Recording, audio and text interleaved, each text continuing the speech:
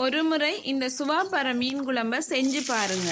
திரும்ப திரும்ப கேட்பாங்க. காரமும் புளிப்பும் சரியான அளவில் இருக்கும் இந்த நாட்டு ஸ்டைல் ரெசிபி எப்படி செய்வதென்று வீடியோவை ஃபுல்லாக பாருங்க. வாங்க வீடியோவுக்குள்ள போகலாம். இந்த சுவாப்பாறை மீன் குழம்புக்கு 500 கிராம் சுவாப்பாறை மீன் எடுத்திருக்கிறேன். நான் சின்ன சுவாப்பாறை மீன் தான் எடுத்திருக்கிறேன்.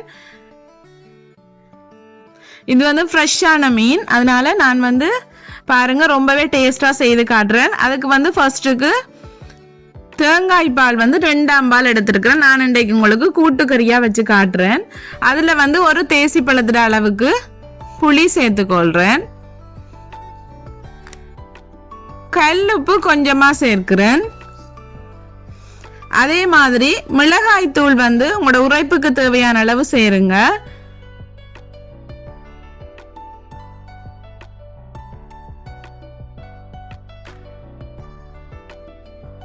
ஒரு 4 மேசக்கரண்டி சேர்க்கிறேன். அதே மாதிரி 2 நல்லா பழுத்த தக்காளி பழத்தை இதே மாதிரி நல்லா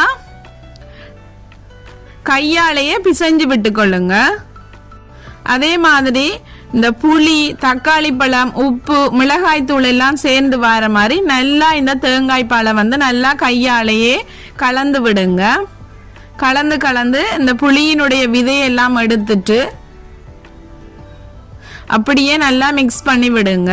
இந்த கறிக்கு தேங்காய் பால் தான் ரொம்பவே டேஸ்டா இருக்கும், அதனால கண்டிப்பா தேங்காய் பால் சேர்த்துக்கொள்ளுங்க. பாருங்க, இங்கால நான் ஒரு சட்டி அடுப்புல வச்சு அடுப்பு ஆன் பண்ணிட்டேன். சட்டி நல்லா காஞ்சதும் தேங்காய் எண்ணெய் சேர்த்துக்கொள்றேன். நான் தேங்காய் எண்ணெய் ரொம்பவே டேஸ்டா இருக்கும். கொஞ்சமா கடுகு சேர்த்துக்கொள்ளுங்க. கடுகு பொரிச்சு வரும்போது வெந்தயத்தையும் சேர்த்துக்கொள்ளுங்க.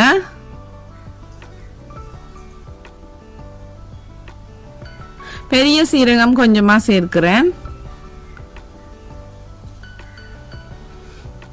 அதே மாதிரி நான் இந்த கறிக்கு சின்ன வெங்காயம் தான் நிறைய எடுக்கிறேன்.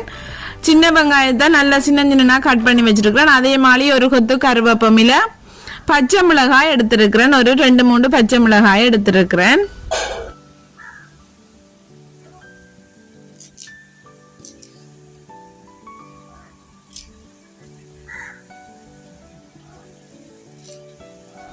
இந்த கடுகு, வெந்தயம், சீரகம் எல்லாம் நல்லா பொரிஞ்சு வந்ததும் ஒரு கொத்து கருவேப்பமிலையை சேர்த்துக்கொள்ளுங்க. கருவேப்பமிலை நல்லா ஃப்ரெஷ்ஷா இருந்தா ரொம்பவே வாசமா இருக்கும். பாருங்க, நான் சின்ன வெங்காயமும் ஒரு 4ல இருந்து ஒரு 5 பச்சை மிளகாய் கீறி சேர்த்துக்கொள்றேன். இந்த கறிக்கு சின்ன வெங்காயம் தான் ரொம்பவே டேஸ்டா இருக்கும், அதனால நீங்க நிறையவே எடுத்துக்கொள்ளுங்க. நான் ஒரு 10ல இருந்து 15 சின்ன வெங்காயத்தை நீள வாக்குல கட் பண்ணி எடுத்திருக்கிறேன். அதை நல்லா மிக்ஸ் பண்ணி விடுங்க.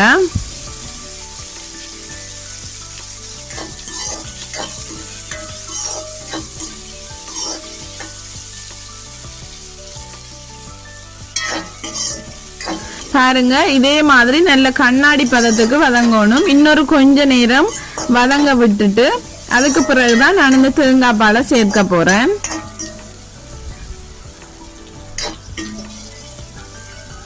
பாருங்க, இதுதான் அந்த பதம். நல்ல கண்ணாடி பதத்துக்கு அந்த சின்ன வெங்காயம் வதங்கி வரணும், அப்பதான் கறி டேஸ்டா இருக்கும். இதுல நான் கலந்து வச்சிருக்கிற இந்த தேங்காய் பாலை சேர்க்கிறேன்.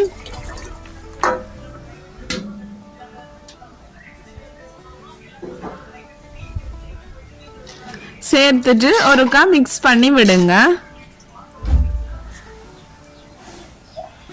பாருங்க, கறி இதே மாதிரி கொதிச்சு வரணும். கறி நல்லா கொதிச்சு வரும்போது கறிக்கு உப்பை பார்த்துட்டு உப்பு சேர்த்துக்கொள்ளுங்க. கறி நல்லா கொதிச்சு அந்த பச்சை வாசம் எல்லாம் போய் முடிஞ்ச உடனே கிளீன் பண்ணி வச்சிருக்கிற சுவாப்பாறை மீனை சேர்த்துக்கொள்ளுங்க.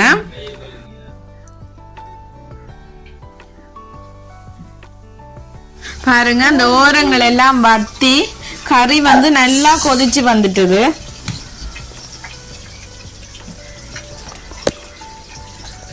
மீன் நல்லா அவிஞ்சு வந்துட்டது. பாருங்க, கரண்டியை வச்சு கூடுதலான நேரம் கிண்டி விட்டா மீன் உடைஞ்சு போயிடும். அதனால இடைக்கிட ஒருக்கா இதே மாதிரி ஓரங்களால மிக்ஸ் பண்ணி விடுங்க.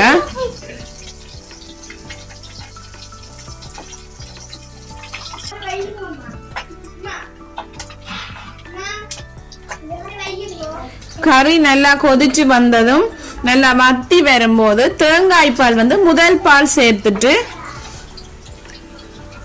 நல்லா வத்த விட்டு இறக்கினீங்கடா சூப்பரான சுவாப்பாறை மீன் குழம்பு ரெடி.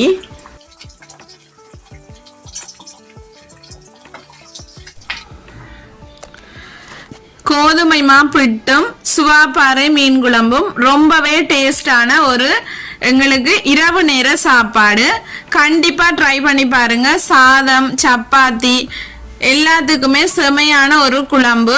கண்டிப்பா ட்ரை பண்ணி பார்த்துட்டு எப்படி இருக்குன்னு சொல்லி கமெண்ட்ல சொல்லுங்க. நாங்க இன்றைக்கு கோதுமை மாப்புட்டும் சுவாப்பாறை மீன் குழம்பும் சாப்பிடுறோம். ஓகே, இந்த வீடியோ பிடிச்சிருந்தா லைக் பண்ணுங்க, கமெண்ட் பண்ணுங்க, ஷேர் பண்ணுங்க, மறக்காம ரச்சி கிச்சனை சப்ஸ்கிரைப் பண்ணுங்க. தேங்க்யூ.